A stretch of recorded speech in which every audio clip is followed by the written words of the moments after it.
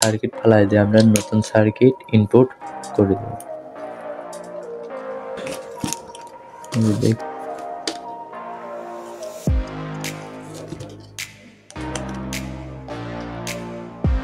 সুন্দরভাবে এখানে ইনপুট করে দেবো লাইটটা আগে ভালোভাবে এখানে সুন্দরভাবে ইনপুট করে দেবো, তাহলে লাইটটা যেন কেটে না যায় পরবর্তীতে।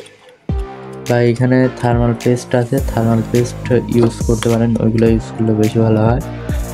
এটা হিটলি মানে কম বেশি যখন হিট হয়ে যায় ওটা ই করে দেয়। আর এটাতে অটো সিস্টেম করতে গেলে একদিক দিয়ে এখানে হিটার লাগাতে হবে, তাহলে যেন বেশি গরম ওভার গরম হয়ে গেলে এটা ঠান্ডা হয়ে যাবে। এটা নিয়ে ভিডিও একটা পরে নিয়ে আসবো। এখানে 4টা নাট ইউজ করার জন্য চেষ্টা করবেন। 4টা নাট ইউজ করলে এটা অনেকই ভালো হবে, কারণ এই যে 4টা নাট ইউজ করার কারণটা হচ্ছে বলে দিই।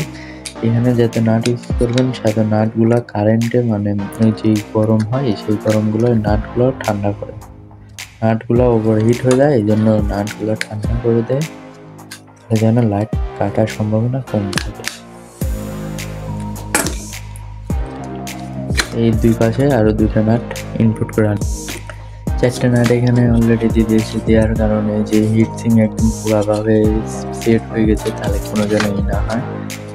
এই জন্য এই মাঝখান দিয়ে আবারও কানেকশনটা দিয়ে দেবো, দিয়ে তারপরে এখন 2টাতে ইনপুট করে দিয়ে দেবো এলইডি।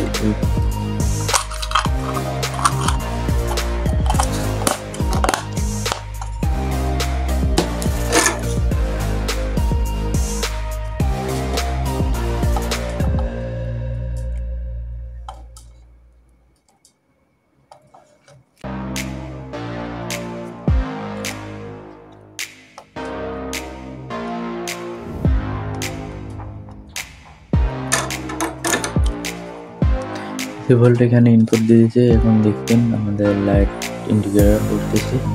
আপনাদের মেরে দেখায় মিটার দিয়ে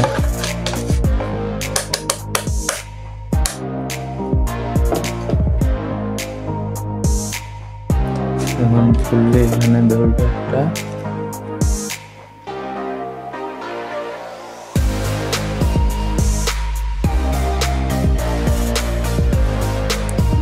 মিটার দিয়ে এখন ধরবে কিছু ভোল্ট। এই যে দেখতে পাচ্ছেন 230 ভোল্ট আউটপুট আসতেছে। এখন এই 2টা এলইডি বাল্ব অপশন আছে, যে দেখতে পাচ্ছেন আলহামদুলিল্লাহ আমাদের এলইডি বাল্ব গ্লো করছে। দেখতে পাচ্ছেন এটা অনেকই আলো বুঝছেন। আর এই লাইটটা আমাদের অবভিয়াসলি নষ্ট হয়েছে, যখন এটা ধরবো এই যে দেখছেন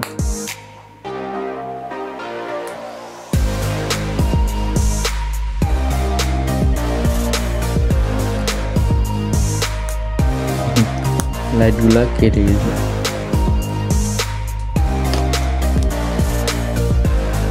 লাইটগুলা সম্পূর্ণ কেটে গেছে। ভিডিও পর্যন্ত আপনাদের অনেক ভালো লাগেছে। পরবর্তী ভিডিওতে আমি নতুন কিছু নিয়ে আসবো।